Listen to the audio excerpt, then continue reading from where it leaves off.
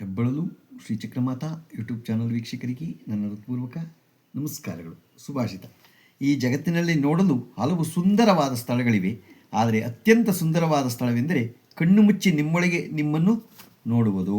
ಇವತ್ತು ನಾವು ದಿನಪಂಚಾಂಗಕ್ಕಿಂತ ಮುಂಚೆ ಪ್ರಭವಾದ ಷಷ್ಠಿ ಸಂವತ್ಸರ ಸ್ವರೂಪದನ್ನು ಪ್ರಭವ ಸಂವತ್ಸರ ಹುಟ್ಟಿದವ್ರನ್ನ ಹೇಗಿರುತ್ತೆ ಅನ್ನೋದನ್ನು ನಾವು ತಿಳ್ಕೊಳ್ಳೋಣ. ಗೊತ್ತಾಯ್ತಾ? ಈಗ ಪ್ರಭವನಾಮ ಸಂವತ್ಸರದಲ್ಲಿ ಹುಟ್ಟಿದವ್ರದ್ದು ಹೇಗೆ, ಪ್ರಭವನಾಮ ಸಂವತ್ಸರದ ಸ್ವರೂಪ ಹೇಗಿರ್ತಾರೆ, ಏನು ಎತ್ತ ಅನ್ನೋದನ್ನು ತಿಳ್ಕೊಳ್ಳೋಣ. ಪ್ರಭವ ಸಂವತ್ಸರ ಜಾತಕ ಗುಣದಲ್ಲಿ ಪ್ರಭವ ಸಂವತ್ಸರದಲ್ಲಿ ಹುಟ್ಟಿದವನು ಸಮಸ್ತ ವಸ್ತುಗಳನ್ನು ಅತ್ಯಂತವಾಗಿ ಸಂಗ್ರಹಿಸುವವರಲ್ಲಿ ಆಸಕ್ತನಾಗಿಯೂ, ಮಕ್ಕಳು ಮೊಮ್ಮಕ್ಕಳುಗಳನ್ನು ಕಾಪಾಡುವವನಾಗಿಯೂ, ಸಕಲ ಭೋಗಭಾಗ್ಯಗಳನ್ನು ಹೊಂದಿ ಬಹುಕಾಲ ಜೀವಿಸುತ್ತಾನೆ. ಗೊತ್ತಾಯ್ತಾ? ದೈವಜ್ಞ ವಿಲಾಸ ರೀತ್ಯ ತಿಳ್ಕೊಳ್ಳೋಣ ನಾವೀಗ. ಪ್ರಭವ ಸಂವತ್ಸರದಲ್ಲಿ ಜನಿಸಿದವನು ಉದ್ಯೋಗದಿಂದಲೂ, ದಾನ ಕೊಡುವವನಾಗಿಯೂ, ಬಲಿಷ್ಠನಾಗಿಯೂ, ಧನವಂತನಾಗಿಯೂ, ಸದಾ ಪೂಜ್ಯನಾಗಿಯೂ, ತನ್ನ ಬಳಗದಲ್ಲಿ ಪ್ರೀತಿಯುಳ್ಳವನಾಗಿಯೂ, ಸಕಲ ಸಂಪತ್ತಿನಿಂದ ಕೂಡಿದವನಾಗಿಯೂ ಇರ್ತಾನೆ. ಗೊತ್ತಾಯ್ತಾ? ಇವಾಗ ಯುವನೇಶ್ವರ ಜಾತಕ ರೀತಿ ಪ್ರಭವ ಸಂವತ್ಸರದಲ್ಲಿ ಜನಿಸುವವನು ಸಕಲ ವಸ್ತು ಸಂಗ್ರಹ ಪ್ರಿಯನೂ, ಸಂತತಿ ಸಂಪತ್ತಿನಿಂದಲೂ ಭಾಗ್ಯವಂತನಾಗಿಯೂ, ದೀರ್ಘಾಯುಷ್ಯುಳ್ಳವನೂ ಆಗಿ ಇರ್ತಾನೆ.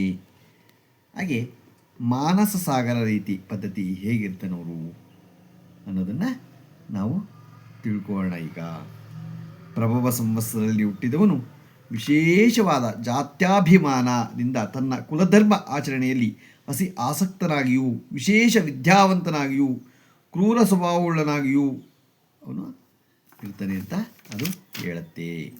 ಇವತ್ತು ನಾವು ದಿನಪಂಚಾಂಗಕ್ಕಿಂತ ಮುಂಚೆ ನಾವು ದಿನಪಂಚಾಂಗವನ್ನು ನಾವು ತಿಳ್ಕೊಳ್ಳೋಣ. ದಿನಾಂಕ 29/7/2026 ಬುಧವಾರ, ಶ್ರೀ ಪರಾಭವನಾಮ ಸಂವತ್ಸರ, ದಕ್ಷಿಣಾಯನ, ಗ್ರೀಷ್ಮ ಋತು, ಆಷಾಢ ಮಾಸ, ಶುಕ್ಲ ಪಕ್ಷ, ತಿಥಿ ಪೌರ್ಣಮಿ. ಇವತ್ತು ಸಾಯಂಕಾಲ 6:59.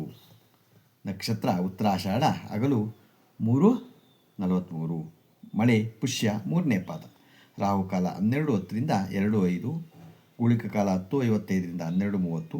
ಯಮಗಂಟೆ ಕಾಲ 7:45ರಿಂದ 9:20.